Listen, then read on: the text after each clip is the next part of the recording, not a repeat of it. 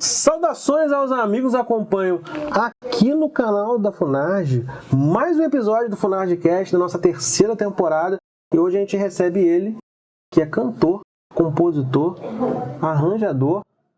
Ele é o cara que já participou de muitos discos e já embalou aí, muitas músicas, né, que fizeram aí muitas gerações existirem, né? Ele que já compôs para novela, já compôs para temas de filme. Com certeza você já ouviu a música dele, mesmo se você não fez parte da geração novelas aqui no Brasil. Ele que é Nico Rezende. Seja bem-vindo. Tudo bem, Nico? Bom, Maico, prazer enorme estar aqui no FunargeCast, né? E vamos lá, falar um pouquinho de música, falar da carreira, né? Falar desses anos todos que a gente vem trabalhando com essa coisa divina que é a música. Nos shows de um dos maiores hitmans do Brasil, que é o Guilherme Arantes, ele fala que ele já embalou muitos nenéns, né? As músicas dele. Que muitas gerações já foram feitas através do... Você já ouviu isso também? Fala assim, poxa, cara, a minha mãe e meu pai se conheceu por causa da sua música. Eu lembro quando eu comecei, né? Que tinha aquela coisa de carta, mandar carta pra Globo, por exemplo. E eu recebia mensalmente, assim, sacos de cartas de pessoas que diziam que se conheceram através da minha música, que namoraram e casaram e tiveram filhos, enfim. Então, acho que já criei muitas famílias, já embalei muitas famílias por aí. Mas eu costumo dizer o seguinte, que a música, a gente é um instrumento da música, né? A gente é um canal que está aberto e que a música vem e a gente consegue colocar isso.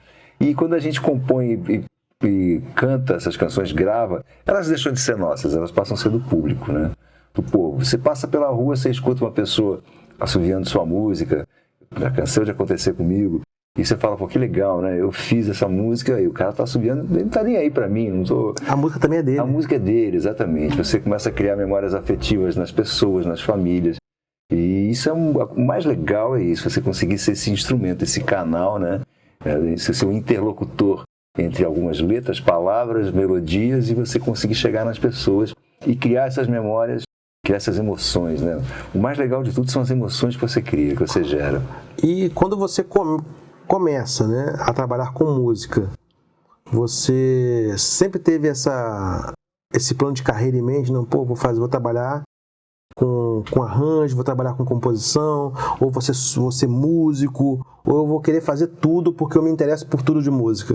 Eu sou muito curioso, né, e sou muito metido, assim, é um instrumento que eu quero aprender, então, mas eu nunca sonhei com isso tudo, não. Eu sou músico desde muito cedo, né?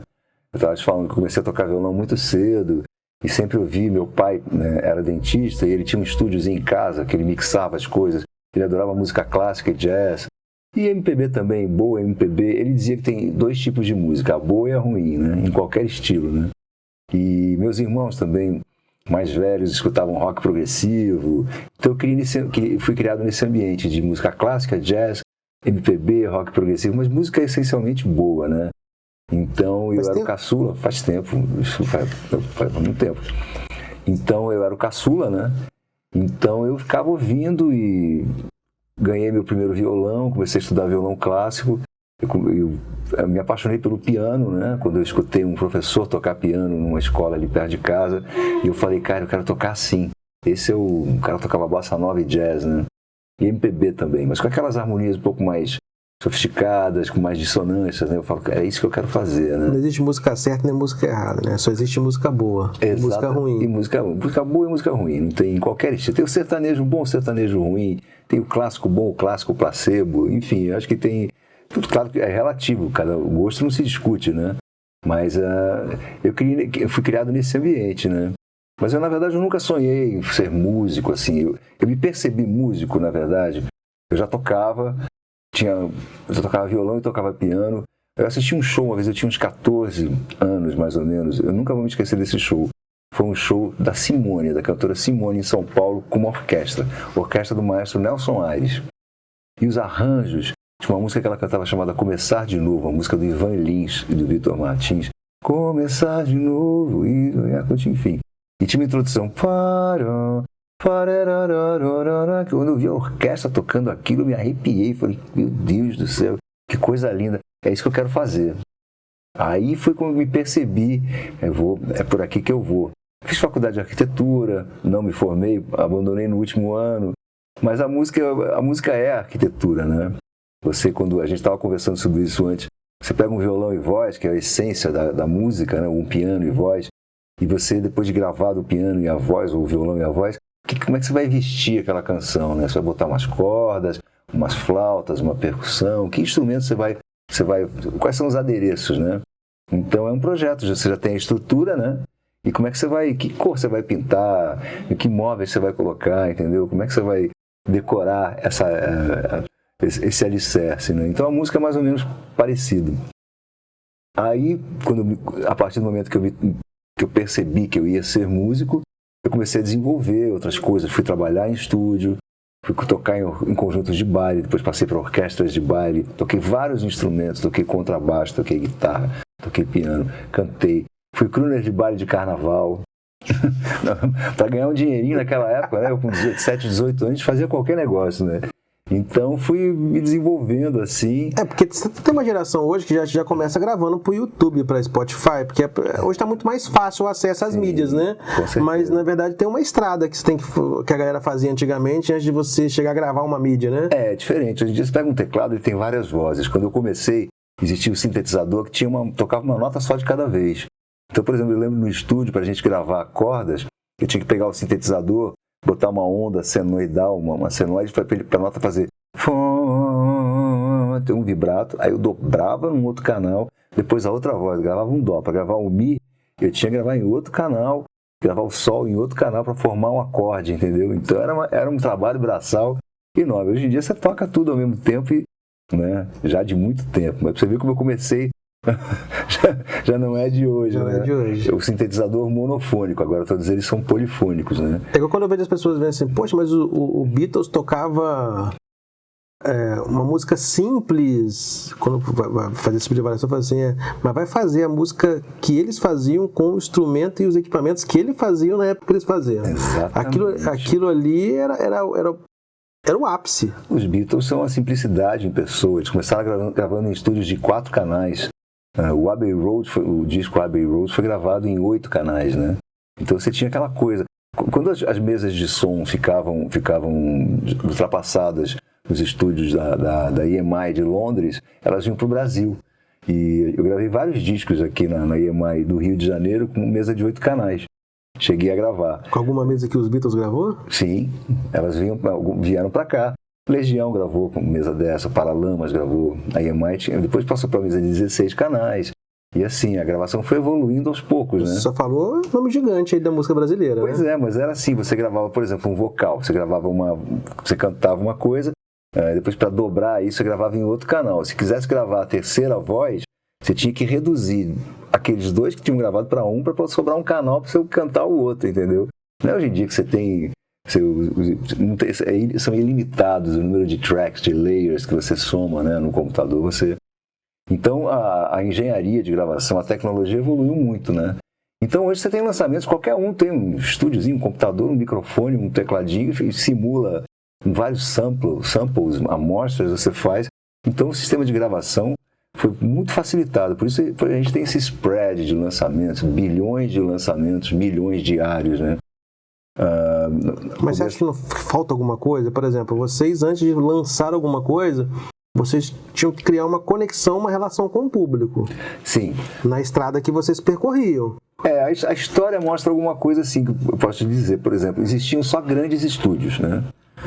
Aqui as companhias tinham grandes estúdios. Você não tinha como gravar alguma coisa sem estar num grande estúdio. Não existiam pequenos estúdios, só existiam os grandes. Era aquela fita desse tamanho para gravar, aquelas mesas enormes. Então, para você chegar num estúdio desse, era uma triagem danada. Você conseguir um espaço num estúdio, numa gravadora, você tinha que passar por muita triagem, né? Então, por exemplo, na década de 80, grandes discos da história mundial da década de 80, como o Thriller do Michael Jackson, por exemplo, foi gravado e lançado no Brasil. Veio um master para lançar o disco de vinil do Thriller, que foi em 83, de graça. O que a gravadora fazia? Ela pegava aquele aquele lucro absurdo que vendia que nem água, aquele disco, e lançava aqui no Brasil, botava 14 bandas no estúdio, cada uma ia gravar uma música. Isso, assim foi lançado Paralamas, Legião, Kid de Abelha, Barão Vermelho, todas as bandas da década, Capital Inicial. Você gravava, cada uma gravava uma música, e eles lançavam um disco chamado As 14 Mais. Algumas eram temas de novela, outras não, todas bem produzidas num espaço único que era o grande estúdio. A música que fosse mais aceita pelo público, que fizesse sucesso, eles pegavam aquele artista e gravavam um álbum completo com aquela banda, entendeu? Então eles pegavam esses investimentos internacionais, esse lucro absurdo, e reinvestiam. Por isso que tantas bandas surgiram na década de 80, porque tinha esse subsídio, entre aspas, das gravadoras. Eles pegavam o lucro dos masters, a Madonna gravava Like a Virgin, lançava aqui no Brasil de graça, vinha o master de graça, vendia 500 mil, 1 milhão, 2 milhões de cópias. O que eles vão fazer com esse lucro todo? Vamos investir em equipamento e vamos lançar bandas novas, artistas novos. Eu fui lançado numa dessas. Gravei uma música que foi o 1 Minuto, uma canção que eu gravei, eu era moleque, eu tinha 18 anos de idade, e gravei num disco desse 14 Mais, a música tocou bastante em São Paulo, aí me convidaram para gravar um outro, e assim foi, até que só em 87, quando eu já tinha 20 e poucos anos, aí que eu gravei meu primeiro álbum, estou no 10º, né? Então, a década de 80, as pessoas tentam se explicar por que a década de 80 teve tanta música boa no mundo inteiro. Porque acontecia isso, os subsídios e esses álbuns com vários artistas, e os artistas que se destacavam gravavam seu álbum solo completo. E às vezes calhava de, o cara só nas 14 mais agora. Foi bem, mas não estourou. Vai sair um outro 14 mais, botava de novo? Botava de novo, eles acreditavam, tinha coisa daquela do diretor artístico da gravadora, acreditar no artista.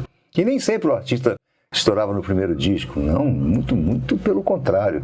Você pega artistas icônicos, Elis Regina, demorou até alavancar, até achar o nicho perfeito, gravou muita coisa que não aconteceu, gravou samba canção, até chegar a achar sua identidade artística mesmo.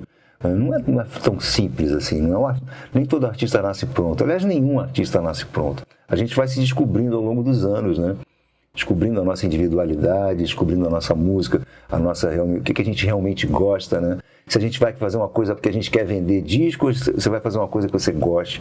Tem esse grande dilema, né? Você é pelo lucro ou você é pela arte? Vamos fazer música comercial ou música autoral, né? Sempre teve esse papo, né? Eu acho tão complicado essa questão. A gente estava conversando sobre isso, né? A música, às vezes, ela perde o porquê dela foi feita. Eu fiz a música com esse sentimento, por isso eu botei essa letra, por isso eu botei essa melodia. Aí se você mudou, já era. Mas assim vai funcionar mais, vai vender mais. Então você pode ter esse caminho assim. Mas aí não é essa música, é outra música. É outra música, exatamente. Já virou outra coisa. Com certeza. E quando você recebeu a notícia que você ia gravar um disco só seu, pela primeira vez, como é que você recebeu isso? Na verdade é o seguinte, não foi muito assim não. Que eu gravei assim 2 ou 3 compactos, né? E não estava acontecendo, a gravadora não deu muita bola, não aconteceu muita coisa. Tinham outros artistas na gravadora.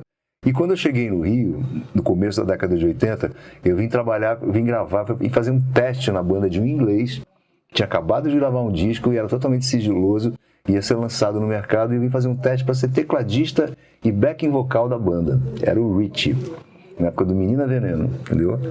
Aí ele lançou o disco. Desse disco? Não, do disco não, eu participei da turnê. O disco estava pronto, foi feito... Foi muito bem gravado, por sinal, o Voo de Coração. Aí montaram uma banda. Essa banda tinha o Torquato Mariano, que hoje é diretor da TV Globo, artístico da Globo, diretor do The Voice, né? O Nilo Romero, enfim. Então montamos a banda e saímos em turnê. Eu já no Rio de Janeiro, e rodamos o Brasil várias vezes, e América do Sul, e estando no Rio de Janeiro comecei a conhecer as pessoas. Conheci Marina Lima, conheci Lulu Santos, conheci Cazuza, conheci o Barão. Fiz algumas trilhas de filme. Eu trabalhava muito em estúdio, sempre trabalhei em São Paulo desde garoto, então tinha essa coisa de gravação, tal, eu adorava, já fazia arranjos, né? Aí comecei a trabalhando com o Rich. Eu gravei o Fugaz da Marina Lima, depois gravei o Todas, 2 álbuns dela, icônicos, eles fizeram muito sucesso. Nesse meio tempo, em 85, fui convidado pelo Cazuza, que estava saindo do Barão Vermelho. Ele me chamou, ele e o Ezequiel Neves, para ter uma conversa. Falou: eu estou saindo do Barão, ninguém sabia ainda. É segredo. Eu queria gravar um disco solo, uma pegada rock and roll, mas MPB. Ele gostava de Lupicínio Rodrigues, MPB antiga. Eu queria fazer uma fusão dessas coisas. E pensei em você, queria que você fizesse os arranjos, você produzisse o disco, né? E nessa época eu já não tocava mais com o Rich, eu fui tocar com o Lulu Santos. Era o Lulu Santos e os Demônios, na época do Tempos Modernos, né? Era eu, Léo Ganderman, Arthur Maia, era uma super banda, né? Claudinho Infante. E o caso, enfim, eu comecei a receber as músicas, topei o projeto, topei tendo autonomia. Falei: quero montar a banda, escolher os músicos, a gente vai para o estúdio e faz um disco, como eu estava te contando. Recebemos o codinome Beija-Flor, que era uma música bem diferente do que as pessoas conhecem, né? E aí eu fiz o arranjo em piano, em quarteto de cordas, gravei com Cazuza. E não dá pra imaginar o codinome Beija-Flor de outra forma. Você até me mostrou aqui, eu sou fã da música, né? Eu sou fã de Cazuza. E quando você me mostrou como é que era uma pegada muito mais rock and roll, né? Era um meio chacundunzinho, assim, meio popzinho, né?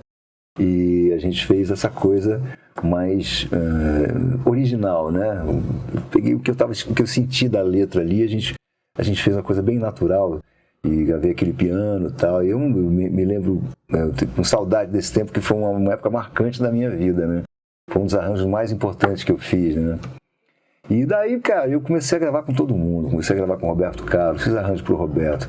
Aí a Zizi Posse gravou uma canção minha, aí o Rich gravou o Zizi Posse gravou Perigo, que foi um grande sucesso dela, né? E o Rich gravou Transas, que foi também um outro grande sucesso. Aí as coisas estavam, sabe, eu tocando com o Lulu e eu cheio de músicas, né, novas, né? Música com Cazuza e tal. Aí o meu parceiro, Paulinho Lima, que era empresário do Lulu Santos na época, fez uma casa em Itaipu e fez um estúdio, um grande estúdio na casa dele. E me convidou para inaugurar o estúdio. Falou: Nico, eu queria que você fizesse o primeiro disco aqui do estúdio. Então ele deu uma grande força, né? Gravamos o disco, mostramos para a Warner, e o Liminha era o diretor artístico, ele adorou e falou: cara, vamos lançar pela Warner. Foi assim que foi. Na verdade, não foi um convite. Eu fui apresentar um trabalho e eles compraram a ideia e fomos lançar o primeiro disco, né? Que tinha o Esquece e Vem, que foi tema de uma novela, e também no primeiro disco arrebentou, foi a música mais tocada no Brasil. Sim, é uma música também que rompeu bastante gerações. Exatamente, né? Durante 3 meses ela ficou em primeiro lugar na parada, eu ganhei o prêmio da música brasileira com essa música também. E as coisas foram acontecendo assim. Mas na verdade, para te dizer, Michael, a verdade, eu nunca sonhei em ser o cantor, aquele cara que está na frente do palco. Eu cantava, gostava de cantar, compunha. Isso aconteceu durante um show do Lulu. A gente, no meio da turnê, a gente estava acho que em Brasília, se não me engano. O Lulu Santos, no meio do show, ele falou: que agora com vocês, Nico Rezende. Ele saiu do palco, ninguém não tinha me avisado, não avisou ninguém, gente.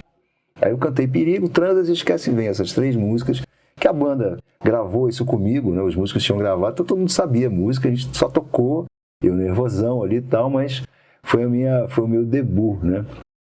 Aí, do nada? Do nada. Isso virou um número do show do Lulu. Todo show ele saía. Mas você sabe por que ele fez isso? Ele já estava na cabeça dele fazer isso? Parecia uma porra. Ele, cara, ficou uma coisa muito natural, porque a gente cantava, às vezes a gente passava essa música no... Eu tava com as 3 músicas estavam estouradas, eu tinha lançado o Esquece, eu ainda tocava com ele. E então tinha Perigo e Transas e Esquece, eram 3 grandes sucessos da época, né? E daquele ano. Então ele achou por bem, fez isso e tal, virou um número do show. Todo meio do show, ele agora com vocês, Nico Rezende. E aquilo foi andando, né? Até que o Esquece Vem chegou num ponto que estava tocando tanto que eu tive que montar minha própria banda e começar. Ali começou a minha carreira solo.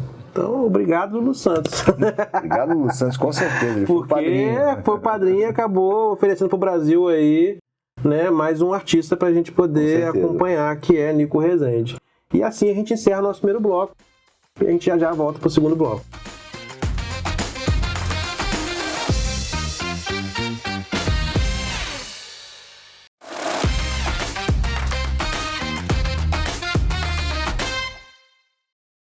Voltando aqui pro nosso segundo bloco, agora a gente vai falar um pouquinho aqui dos shows que você fez aqui com a gente. Você fez bastante show na Funarge, inclusive você, dentro do giro cultural, acabou aí, você, o Dalton e o Biafra formaram um trio aí que inaugurou um formato que a Funarge teve de levar mais artistas, né, fazendo show junto em alguns teatros, né? E aí levar para algumas comunidades, algumas que às vezes tem um pouco mais de dificuldade de conseguir ter acesso a esses shows e poder ter com maior facilidade ali, que no caso é R$5 a inteira, R$2,50 a meia.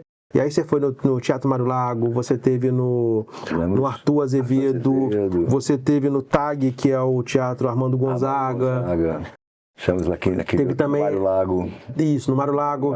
Teve também alguns na Zona Sul. Teve também na Sala Cecília Meirelles, no João Caetano. Vocês tocaram o Imperator. A sala chegaram a fazer alguma coisa na sala? Eu fiz na sala, fiz um outro projeto, cantando clássicos do jazz, do Chet Baker. Foi um outro projeto. Eu ia virar e falar assim, poxa, a sala tem tudo a ver. Quando você falou da Simone, né? Tocando, que o Tim cantou, que é aquela coisa com orquestra, você tem a cara da sala. A Sala Cecília é justamente essa pegada, né?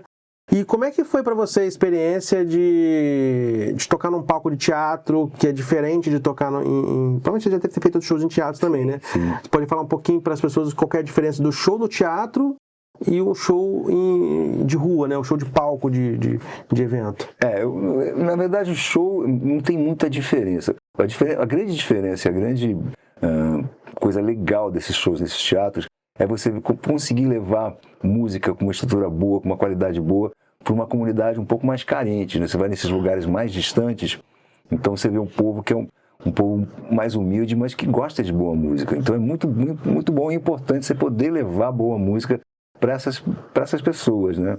E um pessoal muito carinhoso, sempre o público de teatro é sempre muito, muito carinhoso, é muito receptivo. Eu escutei de um artista que ele falava para mim a seguinte situação, que a diferença do teatro para uma festa de rua, vamos colocar assim, né, para uma exposição, alguma coisa assim, é que no teatro, na festa, as pessoas não lá estão comendo na praça de alimentação, elas estão tomando uma cerveja, elas estão fazendo uma coisa e assistindo o show. No teatro, não. No teatro a pessoa para, ela senta e ela assiste o seu show. Ela está ali para um espetáculo. O teatro, sem dúvida nenhuma, é o melhor palco para o show, entendeu? Para você ouvir música, você vai lá e senta. Você pode, claro, levantar, cantar, bater palma, enfim, você pode interagir e participar. Mas sem dúvida nenhuma, tanto em termos de qualidade de som, quanto em termos de atenção do público, o teatro é o melhor palco, não há dúvida. Agora, um teatro, por exemplo, na Zona Sul, como o João Caetano, gente é gente, povo é povo, o povo gosta de coisa boa, entendeu? Se você der coisa boa, o povo vai consumir e vai gostar.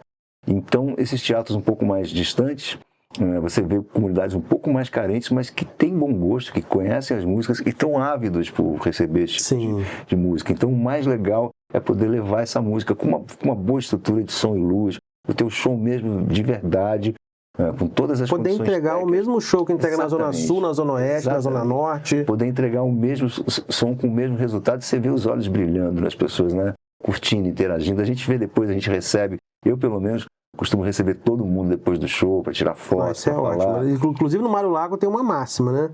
Se o artista depois não faz foto com o povo... Eles reclamam. A gente fica até a última Eles reclamam, eles gostam muito. Assim. Cara, a gente tá lá, né? E a pessoa vai lá para te ver. Você tem que ter o mínimo de empatia para receber todo mundo igual, ter paciência.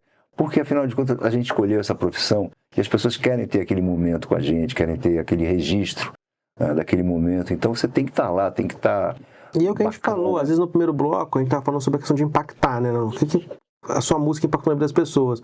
E às vezes aquela pessoa está tirando uma foto, está tirando pela primeira vez na vida pessoalmente, porque ela não teve acesso, de repente, a um show aqui na Zona Sul, num teatro, R$200, R$150 o ingresso, e ali ela está podendo ver a R$2,50. Com certeza. De repente você fez parte da vida dela e você nem sabe, porque assim, você faz parte da vida dela. Porque de repente foi a sua música, é a música tema da vida dela, é a música tema que ela teve um namoro na adolescência, ou aquela música que hoje é a esposa dele, ou é a esposa... Sim, exatamente. Você cria essas memórias, você cria família. Você faz parte da situação. E teve gente, inclusive, Michael, que foi a todos esses shows. Teve fã meu que teve em todos esses teatros. Conseguiu chegar em todos, ficou ligado e conseguiu ingresso para todos e foi lá e levava disco de CD para eu vi muito disso. No Giro Cultural, tinha gente que levava realmente os discos, entendeu? Os vinil. CD. Então você vê que o cara ele fez ali um programa mesmo, né? Ele se programou para aquilo.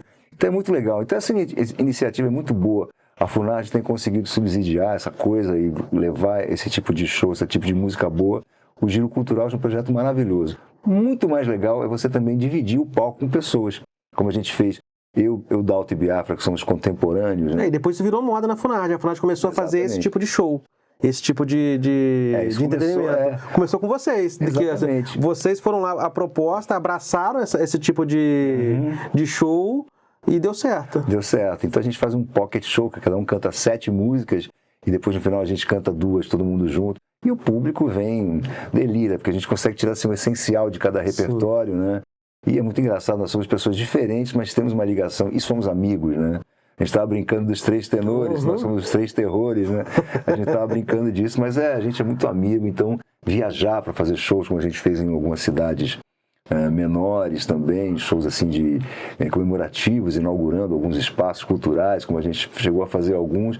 Muito legal, você vê a cidade inteira ali, né? O pessoal se mobilizando para te ver e você faz aquele show. Depois a gente recebe todo mundo. O show começa às 7 horas e vai acabar meia-noite. Porque até a gente receber todo mundo. E tirar foto. E é que eu te falei, o povo no Mário Lago, a galera lá. Teve um artista que não tirou foto, mas a gente entende porque ela já era mais velhinha e tal, era um pouco mais difícil. O povo reclamou. A gente tá lá, vendo os comentários, o povo reclamou. Por quê? Porque ele acostumou.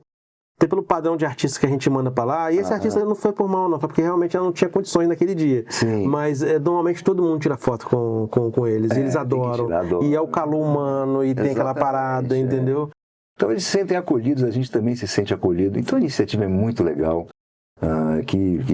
Que tenha continuidade. Que possa levar sempre música boa para esses lugares. E assim, você já deve ter participou de muitos shows da sua vida. Você tá aí... São 40 desde os anos 80, né? nessa pegada. Teve alguma... Conta pra gente alguma história inusitada aí de algum show nos interiores do Brasil, de coisas que você viu e falou, caraca. Já aconteceu muita coisa, né? De gente... De fã conseguir a chave do hotel e se trancar fechar no armário. Não, conta pra gente isso daí. Como é que foi isso daí? Teve um dia que eu tava, acho que era na Bahia, se não me engano. A gente fez o show, né? Aí tudo certo, tal, aquela correria acho que eu tava fazendo no Nordeste. Aí eu voltei pro hotel, a gente comeu alguma coisa, então eu voltei pro hotel e tava um pouquinho de televisão, aquela adrenalina do show, né? Tomei um banho, deitei, fui dormir. Dia seguinte a gente ia viajar cedo, né? Aí tô lá, de repente, escuta um barulho, né? Tinha uma fã, tinha uma mulher dentro do armário. Ela conseguiu a chave, não sei como, com alguém, algum funcionário do hotel, ela conseguiu uma chave extra ali, ficou dentro do armário ali esperando, e ficou quietinha, cara. Que perigo, cara. Um perigo, né? Porque assim, foi uma fã que queria, tipo assim, ter um momento com você, né? Podia ser um psicopata, né? Exato, podia ser um psicopata, exatamente. Mas, enfim, aí eu...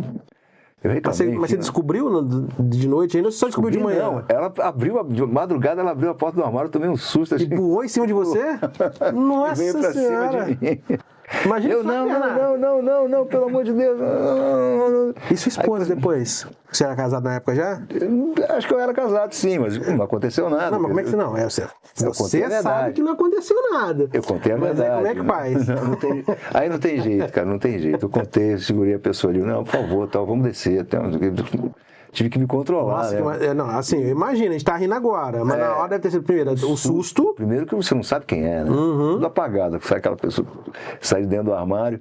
Então aconteceu muita coisa. Teve uma outra coisa engraçada que aconteceu, mas não foi num show que eu estava tocando com o Lulu Santos, há muito tempo atrás. E a gente estava super animado, a gente dançava, era um show muito dançante e tal, e tudo muito coreografado, né?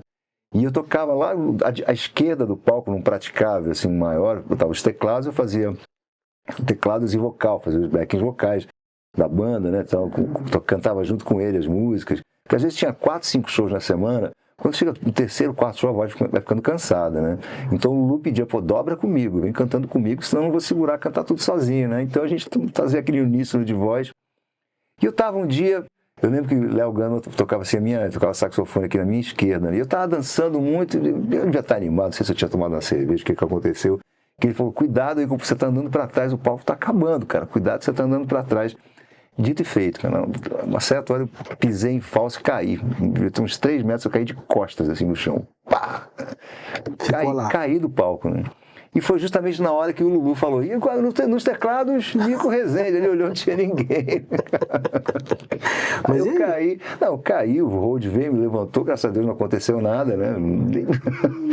Já estava meio anestesiado, quente com o show. Aí eu dei a volta no palco assim e tal. Voltei, subi de novo e continuei tocando. Como se tivesse acontecido nada. Como se tivesse acontecido nada, mas foi um susto também bacana. E assim, você já ganhou algum presente inusitado de fã? Ah, já ganhei. Esses presentes que você vira e fala assim, meu Deus. Cartas de amor, enfim, bombons. Não, a carta de amor e bombom não é inusitada. Mas aí você vê, tipo assim, de uma fã, porque eu escuto muita história, por exemplo, de a fã, sei lá, dar uma calcinha no meio do show, aí você fala, meu já Deus. Jogaram calcinha, assim, no palco já jogaram. Não foi presente assim, mas já jogaram. Teve uma vez também que você tem que tomar cuidado com isso, né? Que você chega na beira do palco e começa a cumprimentar as pessoas que estão, né, ali com a mãozinha assim, shows grandes, né? E uma vez eu fui cumprimentar, eu fui dar a mão, a pessoa pegou um anel e me arranhou aqui. Aí, cara, ficou sangrando aqui, eu fazendo show com aquela dor, com aquele machucado. Então, a gente aprende a dar um tapinha só, entendeu? Quando é assim, quando é esses shows maiores. Sim. Porque senão são truquezinhos que você vai pegando a manha com a estrada, né? Mas assim, presente muito inusitado, não. Já ganhei coisas assim. Mas que loucura, a pessoa arranhou você? Arranhou com o anel, né? Mas você viu, você acha que foi a pessoa só na emoção de ficar passando a mão? Ou você acha que foi a pessoa que fez de propósito? Acho que passou meio de propósito mesmo, porque arranhou bem... Se fosse sem querer, seria só um pedacinho, mas arranhou mesmo. Será que é o marido de alguém que virou e falou assim, minha esposa jogou calcinha pra ele, deixa eu me vingar aqui, entendeu? Também uma coisa num show eu não lembro onde foi, que eu tava cantando, aí a gente tem um público muito feminino, né? Sim. E eu lembro que tava um casal, a uma distância, tava cheio de casais no show, todo mundo de pé, né? E acho que a mulher estava olhando muito pra mim, eu nem vi, nem olhei, e o cara apontou uma arma. O cara puxou uma arma. No meio do show? No meio do show. Qual cidade isso daí? Eu não lembro onde foi. Eu sei que quando eu vi, eu saí correndo, fui pra trás da pilastra. Eu falei, não, eu não canto mais aqui não, cara. Parou o show.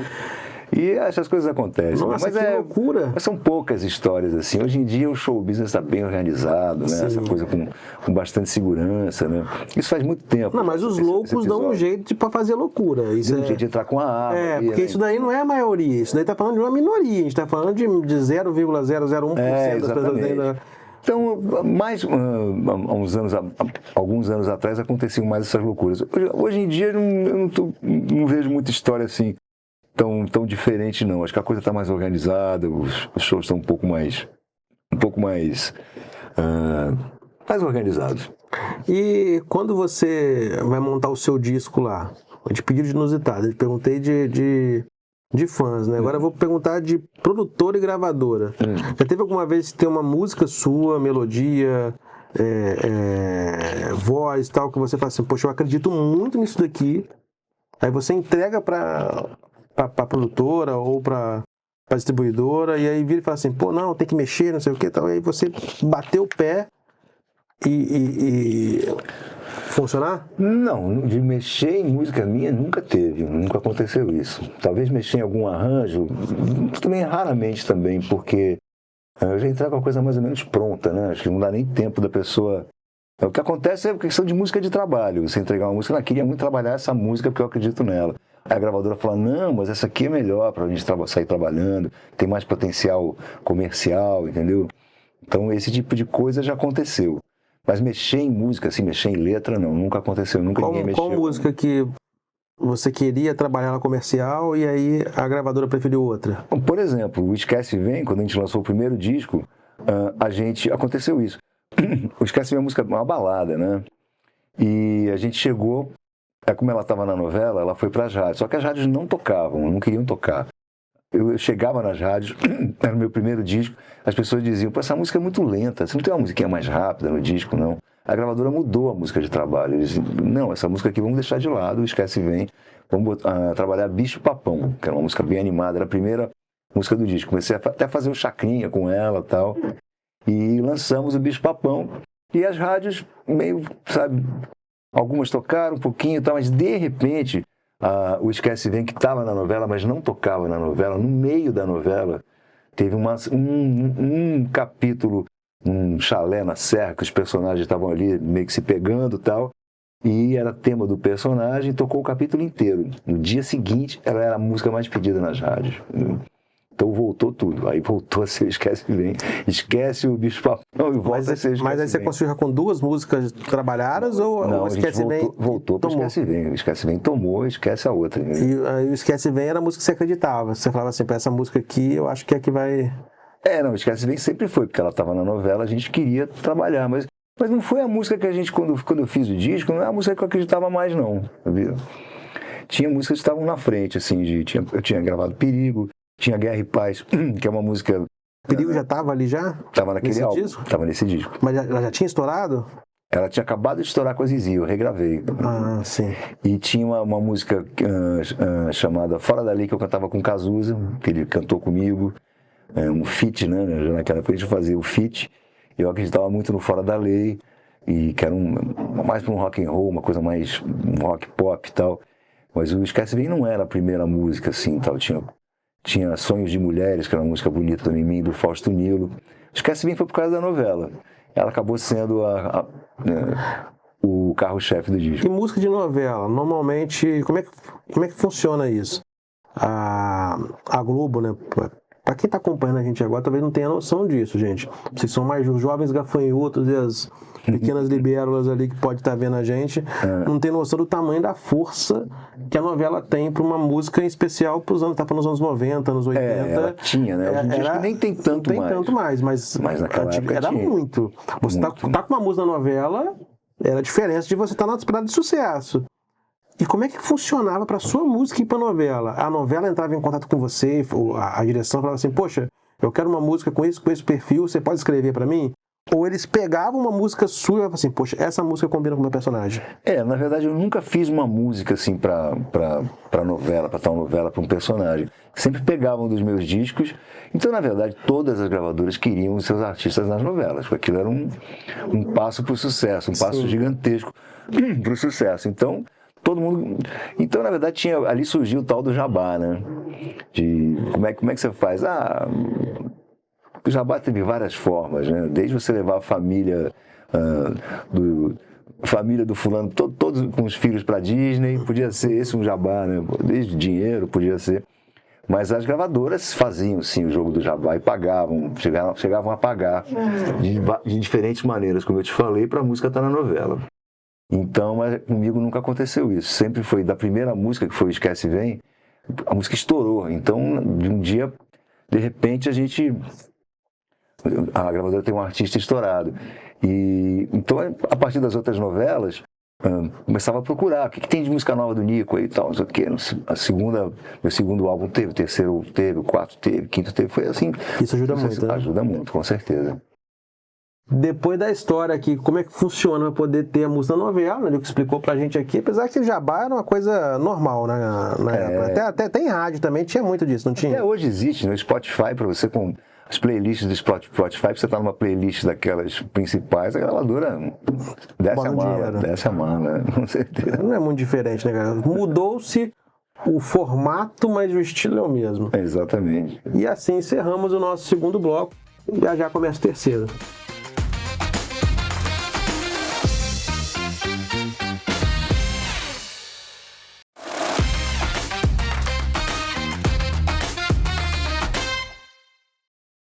Começando aqui o nosso terceiro bloco e agora vamos falar do que vem do futuro, né? A gente já falou muito do passado, da estrada até aqui, né? Do que te trouxe. E essa estrada até aqui é que compõe algum disco não, né? Agora não se fala mais disco, né? Um álbum que é o álbum em comemoração dos 40 anos de carreira. Como é que tá esse álbum aí? Que música tá aí? Fala pra gente. O álbum tá lindo, é o Primeira Vez, né? É uma canção minha em parceria com o Nelson Mota. Só isso, né? Só isso. Eu sempre quis compor uma música com o Nelsinho, que é um grande letrista, autor de tanto sucesso, como Uma Onda, enfim, Coisas do Brasil. Ele tem inúmeros sucessos. O Nelson tá devendo pra gente um podcast. A gente tá conversando com ele direto, já mandei mensagem, inclusive já topou, só que aí ele tá convidando a gente para lá na casa dele pra poder gravar lá. Pois é, vale a pena. Tem muita história, não tem? Muita história, nossa. Então eu mandei essa melodia para ele, né? Ele levou um tempinho para fazer, mas fez uma letra linda chamada Primeira Vez, que ele se inspirou Ele é uma letra que fala sobre um amor maduro, mas como se fosse o primeiro, né? Então tem essa coisa para viver mais uma vez, uma primeira vez, né? Como se não foi a primeira, não foi a única, mas é como se fosse a primeira. E é uma canção linda que eu chamei a Isabela Taviani para cantar comigo. E esse álbum é o álbum de 40 anos, comemorativo de 40 anos de estrada.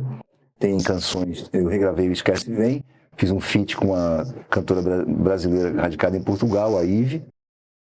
Compus uma canção com a Roberta Campos, que também está no álbum chamado Um Amor Puro, que foi a primeira que entrou nas rádios, já tocou bastante nas rádios do nosso segmento, né, adulto contemporâneo. Agora está entrando primeira vez, já está tocando nas principais rádios, já está entrando também. Então é um álbum, Michael, muito legal, com muito cuidado. Tem parceria com o Versilo, em Signo de Ar, que eu gravei. Tem, que mais? Enfim, tem muita música legal. Tem Meu Melhor Sim, canções, tem muita música inédita. Você regravou algumas coisas para esse... na verdade é o seguinte, tem músicas inéditas, tem o Vida Que Segue. Eu regravei só o Esquece Vem, um arranjo mais meio luau, uma coisa diferente do arranjo original. Tem Meu Melhor Sim, que é inédita, a primeira vez é inédita. Vida Que Segue. Vida Que Segue é uma canção que eu compus durante a pandemia. Eu tive um sonho com essa letra e com essa melodia. Aí acordei de madrugada, gravei assim rapidinho no celular para não esquecer, voltei a dormir. Quando eu acordei, eu troquei acho que uma palavra só. A música veio pronta no sonho, quer dizer, por isso que eu te digo essa história do canal, não é à toa, não. Então é um álbum bem solar, a capa é um sol, né? E fala dessa trajetória de 40 anos, é um álbum que significa, simboliza tudo isso, né? A nossa carreira é muito feita de altos e baixos, né? Quem pensa que a vida do artista, do músico é esse mar de rosas, não é não. A gente tem que ter muita cabeça boa, porque vem momentos ruins, tem momentos de euforia, momentos maravilhosos, mas também não tem momentos só bons, não. A carreira é muito difícil de você conseguir se estabelecer e conseguir levar por tantos anos, né? E é muito bom ver essas canções atravessarem décadas, ver o nosso trabalho ser reconhecido, e isso nos dá gás, é um álbum como se fosse o primeiro, entendeu? Então ele tem esse carinho, essa coisa, a gente começou a turnê já do álbum, agora passando o carnaval a gente começa a viajar um pouco mais, vamos fazer as grandes cidades e tal. E se Deus quiser, vamos estar aqui também com a Funage fazendo. Com certeza. Levando para os teatros aqui. Eu não sei quando que está indo pro ar esse episódio gravado. Então eu não sei se ele já foi pro ar quando você já fez algum show dentro do Giro Cultural da temporada 2025, ou se é antes, mas eu acho que dificilmente você vai ficar de fora da nossa temporada do Giro Cultural. Com certeza. Até porque é um dos shows que o público mais gosta. Que bom. Então é isso, é um disco que simboliza tudo isso, que faz assim, fecha esse ciclo de 40 anos e inicia um outro, né? Porque eu estou compondo, eu acho que é todo gás. É muito bom você se sentir assim bem depois de um tempo de carreira e sentir como se fosse o começo, né? E como é que você buscou essa... Porque assim, 40 anos de carreira, você já compôs muita coisa, seja para você, seja para outros. Sim. Já arranjou muito... Da onde você busca essa força para tentar fazer? Assim, agora vou tentar fazer alguma coisa... Quero tentar fazer algo como se fosse o primeiro. Michael, vou te dizer, eu não busco essa força. Eu acho que todo dia para mim é um dia de trabalho. Então eu não trabalho só no final de semana em show, não.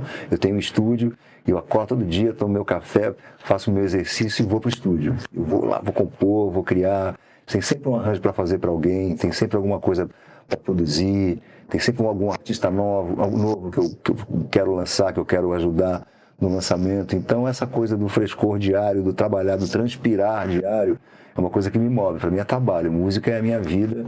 Eu passo o dia no estúdio e chego em casa cansado de ter feito música, né? Estudo, toco meus instrumentos, leio coisas sobre música e, enfim, é meu laboratório, né? E como é que você viveu várias formas de lançar música?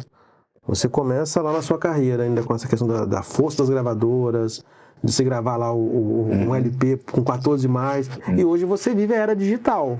Como é que você enxerga isso? Como é que você cuida disso? Como é que você pensa em estratégia para que a sua música continue ainda relevante para as próximas gerações? Olha, eu procuro fazer o melhor que eu possa, produzir o melhor material possível, ter a melhor canção possível, com um arranjo mais a ver com aquilo, com o meu sentimento. Eu procuro ser verdadeiro. Eu acho que essa é que é o grande segredo para você se diferenciar desse mar de lançamentos que existem hoje.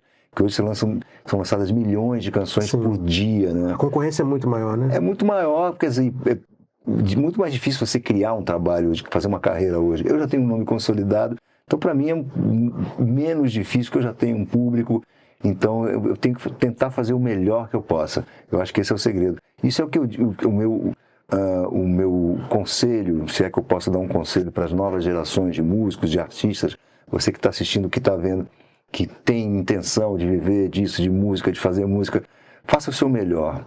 Não se contente com o que está feito. Os resultados hoje em dia, com amostras, com samples, são muito fáceis de você conseguir um resultado razoável. Mas você vai cair nesse mar de coisas iguais, entendeu? Então tenta fazer um trabalho diferenciado, que tenha a sua cara, que tenha personalidade, que mostre para as pessoas exatamente o que você quer dizer e como é que é o seu eu. Eu acho que esse é o grande segredo para você sair um pouco desse mar de mesmices que a gente vê por aí. Tem muita coisa boa, mas tem, como muitos lançamentos, tem muita coisa de qualidade duvidosa também. Então, para você se destacar, para você ter o seu trabalho reconhecido, você tem que fazer uma coisa diferente. Procure ser você e ser super perfeccionista e procure sempre sublimar essa qualidade, que eu acho que aí o resultado aparece. Eu vejo muito assim, alguns artistas, principalmente os mais novos, eu não tô aqui fazendo julgamento de valor não, tá? Eu acho que todo mundo tem um valor. Quando você consegue vencer pela música, até na música ruim, eu vejo o valor, porque, tipo assim, é a palavra vencendo. Você conseguiu vencer através da palavra, você conseguiu vencer através da sua arte. E às vezes a sua verdade pode não ser a minha, mas ela é sua e é isso aí. Sim, claro, e é isso que importa. Mas aí eu vejo muita música, muita artista que surfa em onda. Então, tipo assim, tá nessa onda aqui. Quando a onda acaba, ele vai embora. E ele não consegue, durante essa onda, criar algo que seja a sua identidade, que ele possa viver disso. Que eu vejo muitos artistas que teve uma música de sucesso na vida. E ele consegue viver com essa única música de sucesso na vida, fazendo show e tudo mais. Por quê? Porque essa música impactou, foi a verdade, ele impactou as pessoas. E depois ele fez outras músicas que não conseguiram, mas ainda assim ele consegue viver disso. E às vezes ele não é nem o autor da música, então ele nem tem o royalties como autor, ele foi só um intérprete. Exatamente. E ainda assim ele consegue isso. E a gente não consegue ver isso se repetir com essa geração, tipo assim, da galera que faz. Passou. As músicas são muito fugazes, muito voláteis, né? Elas duram muito pouco tempo, né? Isso é uma coisa também, na década de 90 surgiu um evento chamado balada. Balada não é música lenta, não. É aquela festa em que o mais importante é o público e não o artista. Então as baladas, começou com a balada axé, nos anos 90, depois teve a balada sertaneja, pé de serra, enfim. Mas durante 2 décadas, o mais importante, até hoje existe isso, o mais importante é o público, não o artista. Então, até os conteúdos das letras, você vai ver, eu vou dançar, beber até cair, dançar até o chão, enfim, tal. Isso, na verdade, é quase uma cantiga de apoio ao que está se fazendo na festa. Então, é importante que quem está no palco interessa um pouco menos. A partir de 2010, começaram a surgir alguns artistas não interessados nessas baladas, bandas assim, sei lá, canções como Trem Bala, canções que começaram a falar um pouco mais da letra e voltar a beber um pouco da fonte dos anos 80, dos anos 70, enfim, que o importante não é esse conteúdo da festa em si, começar com letras um pouco mais relevantes, né? E esses artistas começaram, Roberta Campos, Melim, tem tanta gente boa, né? E esses artistas começaram a trazer de volta um pouco da música boa, a música que não é, cujo conteúdo não é apenas para satisfazer o público na festa. Naquele momento, exatamente. Né? E aí é o que você consegue ter vida longa. Até para o próprio Isso artista, dá né? Exatamente. Quando você tem conteúdo, você dura mais, com certeza, né? E assim, não dá para poder eu ter uma conversa com você e não falar desse assunto, porque é um assunto muito atual. Eu acho que você tem o que falar sobre ele e eu gostaria de ter a sua opinião sobre o uso da inteligência artificial hoje no mercado. Eu acho que é bastante perigoso. Hoje em dia você vê muita gente fazendo música, escrevendo letra, sem problema. Você utiliza a inteligência artificial para dar corpo àquilo, para criar uma melodia, tá? Mas Na verdade, a questão são os direitos, porque a inteligência artificial é alimentada por amostras que somos nós, que somos os autores. Então ela usa amostras para chegar a resultados. Né? E ela não paga nada. Então o autor tem que ser remunerado, o criador tem que ser remunerado. E a gente, enquanto criadores, enquanto artistas que criam, a gente tem que defender o direito da criação, o direito autoral, porque isso é o que a gente vive, é o nosso ganha-pão. Então a inteligência artificial se alimenta das nossas amostras e ninguém recebe nada por isso. Então esse é o meu ponto básico nessa história. O artista, o criador tem que ser remunerado pela sua criação. Se é utilizada numa amostra de inteligência artificial, nós temos que ser remunerados. Todos os criadores têm que ser remunerados em todas as áreas, na fotografia, no desenho, na música. Então, a inteligência artificial está aí, é uma realidade, não tem como a gente... se ela for bem utilizada, a gente vai chegar a bons resultados. Claro que você pega uma canção, você escreve uma letra, você faz uma melodia, nunca vai ser. Aquilo é uma coisa. Sim.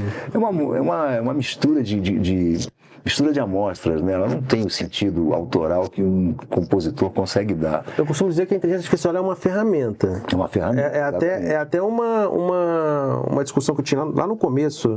Eu lembro quando eu tive minha primeira aula de informática, né? E aí o professor de informática entra na sala e fala assim: o que é o computador para vocês? E aí a galera da turma começa, não, botando o computador lá em cima, o computador é isso, o computador é aquilo, o computador é aquilo, o outro, só botando o computador lá em cima, como se fosse a melhor coisa do mundo. E aí ele vem e escreve no quadro assim, ó, o computador é burro. Sim. Inteligente é você, que manuseia ele. Exatamente. Então, eu falo isso quando eu for fazer alguma palestra, vou fazer uma coisa que eu falo de inteligência artificial, e a inteligência artificial é uma coisa que eu uso bastante para tudo que eu faço. Só que eu viro e falo, a inteligência artificial é uma ferramenta. Uma ferramenta. Ela não é o fim, ela é o meio. Então, é como se fosse um lápis, é como se fosse uma caneta. Sim. Você utiliza ela, mas você tem que entender que você não pode pegar, por exemplo, é diferente se você faz uma letra de música, que é um autor, ou você faz um texto, que é um autor, você tem ali uma... E quando é uma inteligência artificial, você vê, a inteligência tem alguns vícios, que quando eu vou fazer, eu costumo falar, tá vendo, isso daqui é de inteligência, isso daqui é de inteligência. Percebe, ela tem alguns vícios que a gente percebe esses... Sim, o áudio, por exemplo, narração, tudo mais. Você vê que ela tem o vício na dicção, de que você... Ela é inteligência. Então, assim, aqui por ser uma fundação de cultura, por exemplo, a gente está fazendo... Eu fiz um jingle pro João Caetano. Fui lá e escrevi o jinglezinho pro João Caetano para o fim de tarde. Aí eu mandei para a escola. Ó, a Escola Vila Lobos, a escola de música, que é uma dos equipamentos, fazendo. Pô, me ajuda aí, eu tenho essa letra aqui, a gente utilizou a inteligência artificial para poder achar uma melodia, mas me ajuda a colocar finalizar essa música. Tipo assim, tentar achar uma coisa melhor que encaixa. E aí a escola de música vai fazer com os músicos dela, ali, professores renomadíssimos quando o assunto é parte teórica de música e tudo mais. E a gente vai conseguir fechar para entregar lá. Ou seja, a inteligência artificial ela ajudou eu tirar o projeto do papel. Sim, com certeza. Mas a música que eu fiz lá, que eu usei ali, a letra é minha, a melodia não é minha. Então, eu não posso pegar isso e apresentar como o tema de um projeto que é o Fim de Tarde. Pois é. Entendeu? É assim... Uma ferramenta, não é um produto final. Não é um produto final, não ela é uma ferramenta. Ela não é a arte finalizada. É isso. Mas é uma realidade que imutável, né? Então a gente vai fazer um roteiro de um clipe, como é que faria aí? Agora eu vou mexer, entendeu? Me deu as etapas. Ele pode te ajudar a você fazer uma estrutura, exatamente. Pode ajudar você a ter ideias, e aí de repente ele pode acelerar o seu brainstorm. Pô, caraca, isso daqui realmente faz muito sentido. E daqui a pouco você vai desenvolvendo. Mas você não pode ir assim, faça um roteiro de um comercial pra mim, assim, e aí já pegar aquele roteiro e falar, isso daqui... Eu acho que é isso que as pessoas, elas pegam. No Brasil, é o único país que a gente teve uma passeata contra a guitarra elétrica. Não sei se você lembra. A gente teve aqui uma passeata contra a guitarra elétrica. E a gente tem essa... Esse turismo. E a gente tem essa dificuldade de lidar com... Tudo que é novo cria essa situação, sabe? Pô, mas e aí? Pô, e aí, vamos, a gente precisa resolver, a gente precisa fazer isso ser palpável. E aí eu acho que falta a classe artística no geral, eu não estou falando só de música, igual você citou, é o desenho, é a voz, para regularizar para que o seu produto que está sendo usado pela inteligência artificial, que ela pague para usar o seu produto. Essa regulamentação é que tem que ser estudada e tem que ser muito discutida. A sociedade tem que discutir como remunerar os criadores, como fazer a utilização da inteligência artificial de uma maneira mais... E eu acho que isso vai ser um salto para a inteligência artificial, porque, tipo, vamos supor, você vai lá e hoje você tem suas músicas que estão lá, seja mais de 300 músicas, né?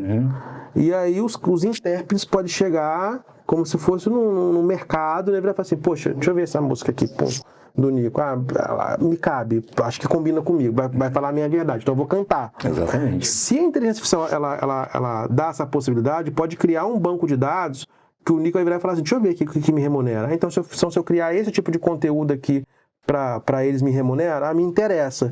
Aí você vem e coloca. Claro. Ou senão, ele vai falar assim, poxa, vou botar na minha voz. Alguns lugares estão fazendo isso já, né? Que você consegue a narração do Galvão Bueno e tal. Sim. Mas aí remunera o Galvão. Com certeza. Porque até as pessoas que brincam ali na inteligência para poder colocar, falam assim, poxa, eu quero a voz de tal pessoa, porque isso tem valor. Claro, com certeza. Porque isso tem valor. Então, eu acho que é um caminho, cara, é um caminho. Eu espero que a gente consiga regulamentar e também eu acho que isso vai fazer com que a inteligência artificial ela evolua. Com certeza. Você vai permitir, os criadores vão permitir que seus conteúdos sejam utilizados remunerados, porque é justo. Aí é justo. Caminha para um futuro melhor. Sim. Não dá para poder... Também eu acho também que não dá para ficar igual o Tati. Então, é uma situação onde... Com certeza. E também que as pessoas que utilizam falem que está utilizando IA. Exatamente, que haja clareza, né? Para poder... Apesar que, volta a falar, o bom ouvido, quando escuta, sabe que não é... Nesse sabe que primeiro estágio, pelo menos agora, no começo, tá tudo engatinhando ainda, né? Isso vai evoluir muito, as amostras vão evoluir muito. Isso depende de regulamentação. A gente percebe na hora o que é aí, o que não é, né?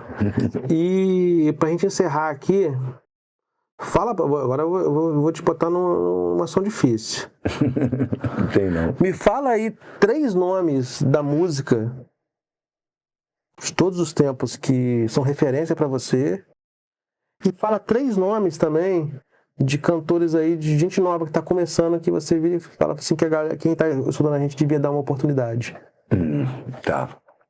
Bom, nomes da música, 3 é muito pouco, né? Mas eu vou... Não, por isso que eu te falei que eu ia te botar na ruim. Mas eu vou botar Tom Jobim, eu falei um. Vila Lobos, falei o segundo.